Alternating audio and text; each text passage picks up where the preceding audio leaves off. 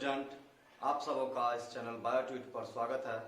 Channel को subscribe करें, video को लाइक करें, वीडियो को पूरा देखें ताकि सब कुछ समझ में आ सके। आज इस वीडियो में हम लोग रेस्पिरेटरी ऑर्गन, ह्यूमन का रेस्पिरेटरी ऑर्गन जो होता है लंग्स, उसके बारे में देखेंगे कि लंग्स क्या होता है। इसके पहले वाले वीडियो में हम लोगों ने देखा कि रेस्पिरेशन क्या होता है, रेस्पिरेशन के कितने टाइप होते हैं। ह्यूमन रेस्पिरेटरी सिस्टम में रेस्पिरेटरी ट्रैक्ट को देख चुके हैं। तो आज इस वीडियो में हम लोग देखेंगे कि ह्यूमन का respiratory organ, human respiratory organ,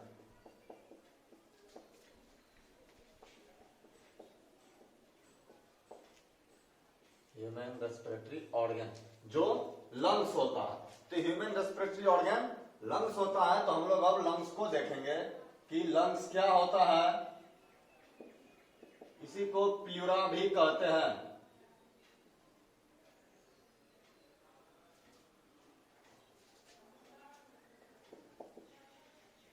lungs को प्लूरा भी कहते हैं। तो लंग्स क्या होता है वो हम लोग अब देखेंगे कि लंग्स क्या होता है, लंग्स कैसा होता है, लंग्स का क्या काम होता है, लंग्स का इंटरनल स्ट्रक्चर कैसा होता है। तो वो सब चीज हम लोग अब देखेंगे कि लंग्स क्या है। तो लंग्स सबसे पहले ह्यूमन का रेस्पिरेटरी ऑर्गन हो गया। ह्यूमन का रेस्पिरेटरी ऑर्गन हो गया, यानी कि ह्यूमन में ऑक्सीजन और कार्बन डाइऑक्साइड का जो एक्सचेंज होता है ब्लड से, वह लंग्स में ही होता है। तो लंग्स जो है, अब पाया कहां जाता है, लंग्स का पोजीशन जो है यह होता है air tight cavity of thoracic chamber, यानी कि थोरेसिक कैविटी में पाया जाता है लंग्स। लंग्स इस थोरेसिक कैविटी या चेस्ट कैविटी में पाया जाता है। वन पेयर लंग्स होता है, वन पेयर लंग्स होता है, स्पॉन्जी एंड इलास्टिक। तो लंग्स जो है एक पेयर हो गया, स्पॉन्जी और इलास्टिक होता है, जो हार्ट के दोनों तरफ पाया जाता है। लंग्स हार्ट के दोनों तरफ पाया जाता है, मतलब हार्ट जो है लंग्स के बीच में पाया जाता है। तो ये एयर टाइट कैविटी होता है थोरेसिक चैम्बर का, उसमें लंग्स पाया जाता है और प्रोटेक्टेड होता है, प्रोटेक्टेड बाय रिब्स, यानी कि ये जो रिब्स है, हड्डी, इसके द्वारा लंग्स को प्रोटेक्शन मिलता है एक्सटर्नल शॉक से, बाहरी झटका से। रिब्स जो है लंग्स को बचाता है।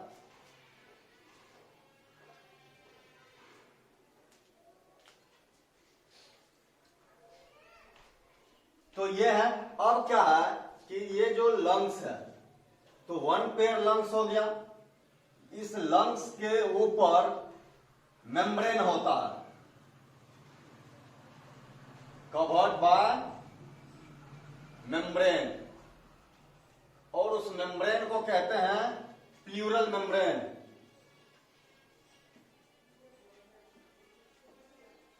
लंग्स के कवरिंग मेम्ब्रेन को प्लूरल मेम्ब्रेन कहते हैं। और यह प्लूरल मेम्ब्रेन जो है दो तरह का होता है,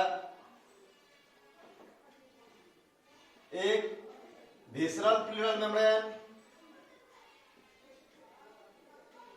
विसरल प्लूरल मेम्ब्रेन, और दूसरा पैराइटल प्लूरल मेम्ब्रेन।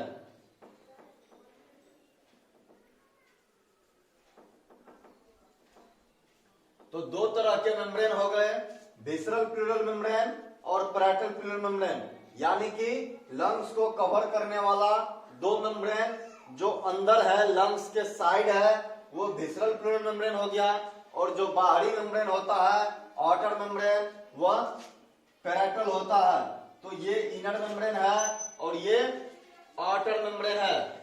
दोनों मेम्ब्रेन के बीच जो स्पेस होता है, स्पेस को कहते हैं प्लूरल मेम्ब्रेन। तो प्लूरल कैविटी कहते हैं, यानी कि दोनों मेम्ब्रेन के बीच विसरल प्लूरल मेम्ब्रेन और पैराइटल प्लूरल मेम्ब्रेन के बीच जो स्पेस है उसको हम लोग प्लूरल कैविटी कहते हैं। और यह प्लूरल कैविटी जो है, प्लूरल कैविटी में भरा रहता है फिल्ड बाय वाटरी फ्लूइड, और उस फ्लूइड को हम लोग कहते हैं प्लूरल फ्लूइड।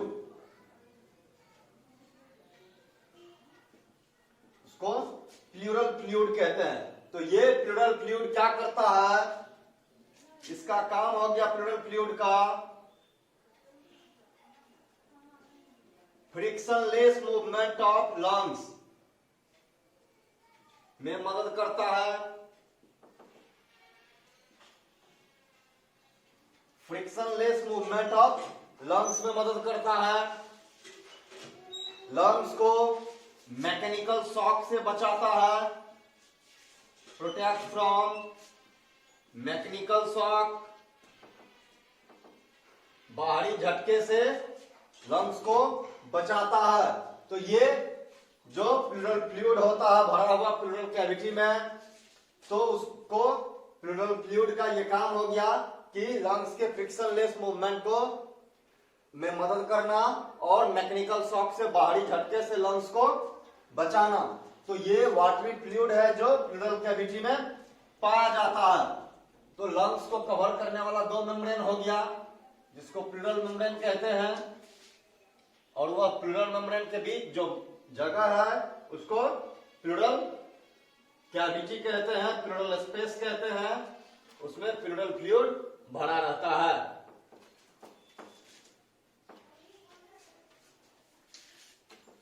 इसके बाद हम लोग देखेंगे कि लंग्स का एक्सटर्नल स्ट्रक्चर कैसा होता है।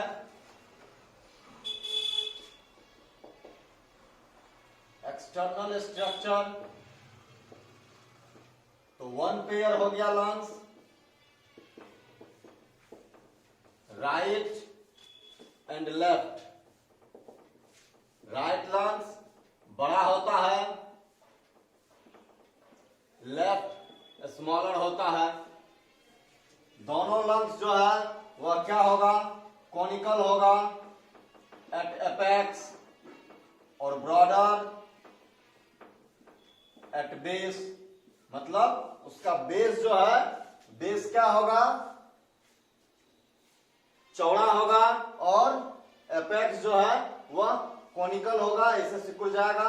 इस तरह से सिकुड़ जाता है। तो ये एपेक्स कॉनिकल होता है और उसका बेस ब्रॉडर होता है, चौड़ा होता है।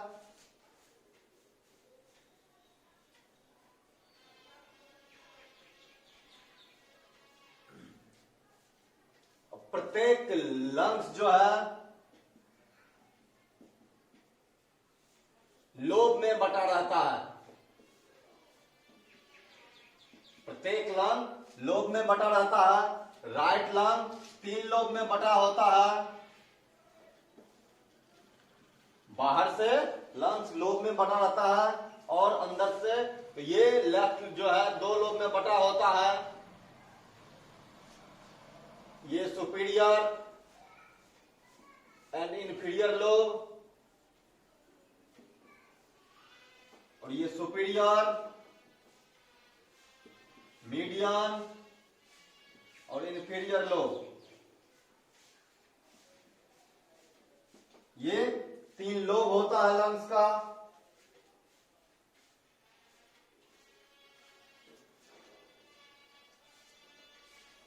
तो ये राइट और लेफ्ट लंग जो है ये बाहर से लोब में बटा रहता है, और हाइलम होता है एक जगह जहां से लंग्स के अंदर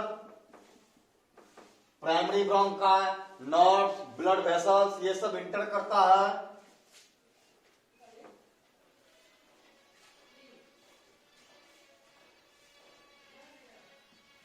nerves, blood vessels, primary bronchi,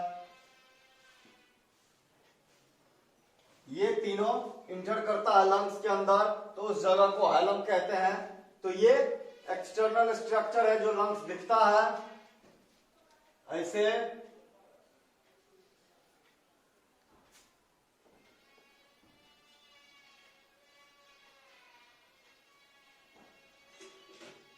इस तरह का लंग्स होता है। यदि राइट लंग्स है तो ये तीन भाग में इस तरह से बटा रहता है, और लेफ्ट लंग्स जो है वो उससे थोड़ा छोटा होता है।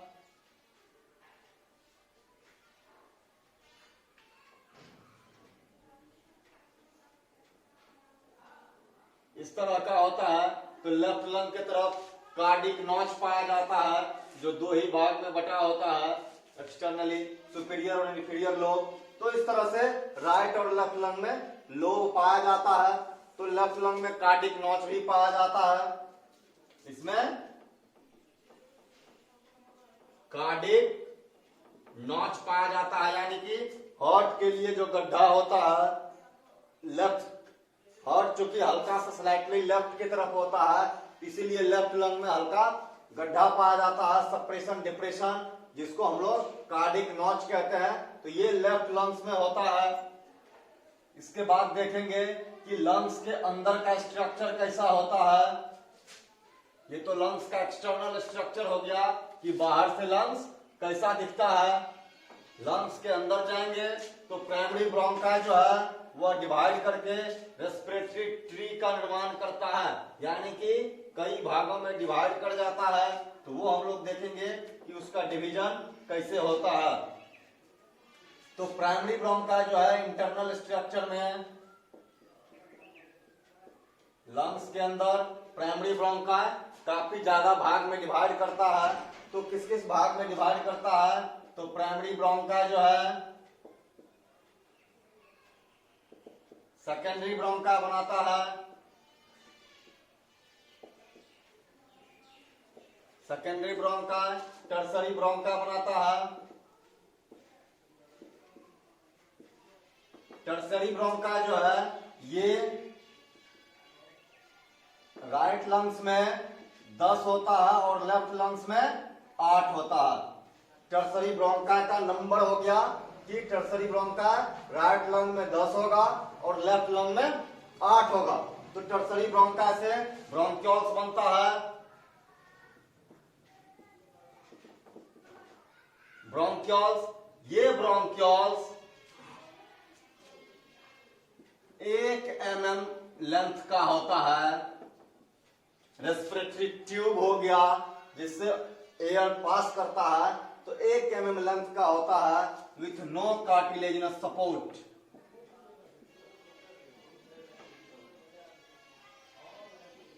With no cartilaginous support. Bronchiole से फिर टर्मिनल ब्रोंक्यूल्स बनता है, या इसको हम लोग प्राइमरी ब्रोंक्यूल्स कह सकते हैं। टर्मिनल ब्रोंक्यूल्स जो 1/2 mm लेंथ का होता है। तो टर्मिनल ब्रोंक्यूल्स है। टर्मिनल ब्रोंक्यूल्स के बाद, टर्मिनल ब्रोंक्यूल्स के बाद जो है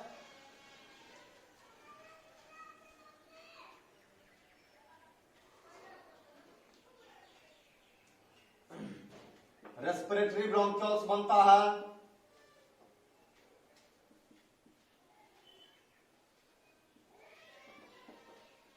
रेस्पिरेटरी ब्रोंक्यूल्स, रेस्पिरेटरी ब्रोंक्यूल्स के बाद एल्वुलर डक्ट बनता है।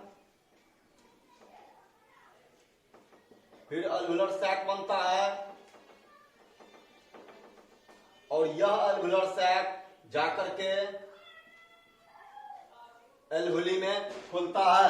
तो इस तरह से इतना भाग में बढ़ता है। Primary bronchi, secondary bronchi, tertiary bronchi, bronchioles, terminal bronchioles, respiratory bronchioles, alveolar duct, alveolar sac और फिर अंत में जाकर के एल्वुली का निर्माण होता है।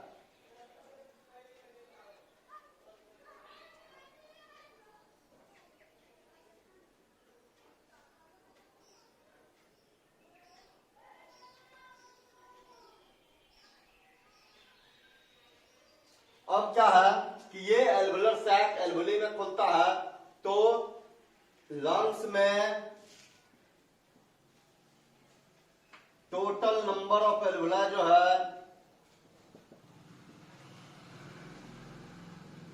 ये करीब 750 मिलियन होता है।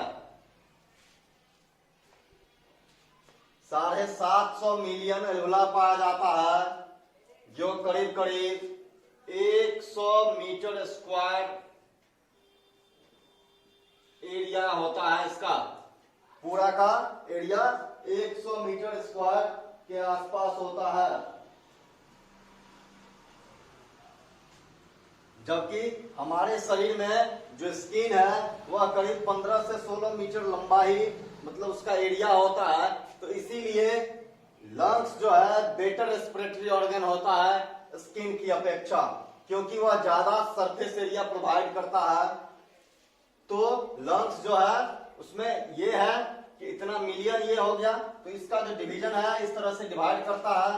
ये प्राइमरी ब्रोंका हो गया, फिर प्राइमरी ब्रोंका बढ़ करके सेकेंडरी ब्रोंका बनाता है, फिर ये डिवाइड करते जाता है। इस तरह से डिवाइड करते करते ये अंतिम में आकर के एक एल्वुलर सैक में 8 से 10 एल्वुली पाया जाता है। एक एल्वुलर सैक में 8 से 10 एल्वुली रहता है, और एक जो है वो 0.1 mm का इसका डायमीटर है। तो इस तरह से ये लंग्स में करीब 750 मिलियन एल्वुला पाया जाता है।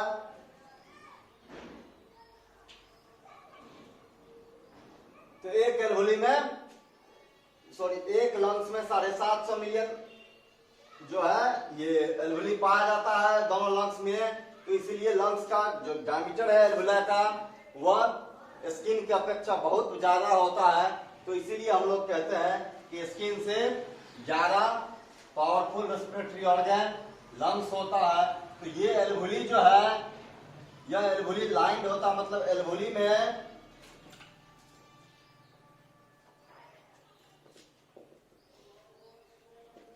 में स्क्वामस एपिथेलियम टिश्यू होता है।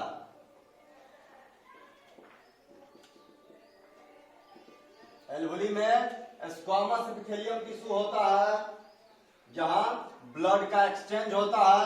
तो यहाँ पर एल्वुली में जो ब्लड और ये एल्वुलस मेम्ब्रेन होता है, तो ये स्क्वामस एपिथेलियम और ब्लड वेसल्स का एंडोथेलियम मेम्ब्रेन, ये दोनों मेम्ब्रेन के बीच ही एक्सचेंज होता है। यानी कि ये यदि एल्वुली है और ब्लड वेसल्स है, तो ये इसके बीच का जो गैप है वह 0.5 mm होता है।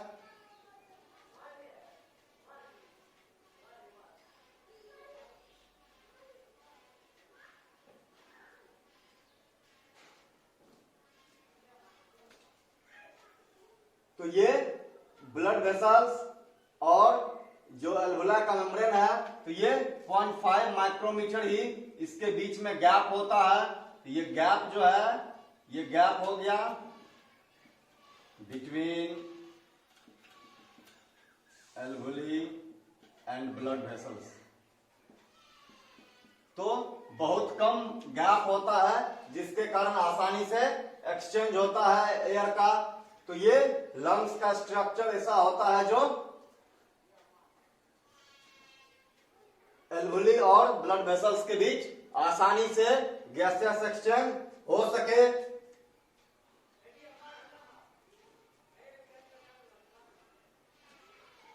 तो ये एल्वुली हो गया, ये लंग्स हो गया। तो इस तरह का स्ट्रक्चर होता है। तो लंग्स के नीचे, दोनों लंग्स के नीचे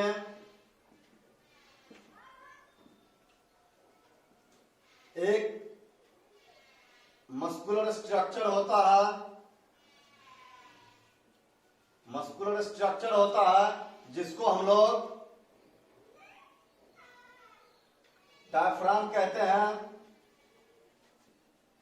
यहां पर ये डायफ्राम होता है, जो डायफ्राम क्या करता है, एब्डोमिनल कैविटी और थोरेसिक कैविटी को बांटता है और फिर रेस्पिरेशन में हेल्प करता है। तो हम लोग देखेंगे जब मैकेनिज्म ऑफ रेस्पिरेशन की रेस्पिरेशन कैसे होता है तो उसमें देखेंगे कि डायफ्राम क्या करता है। तो ये डायफ्राम होता है जो थोरेसिक कैविटी और एब्डोमिनल कैविटी को बांट देता है।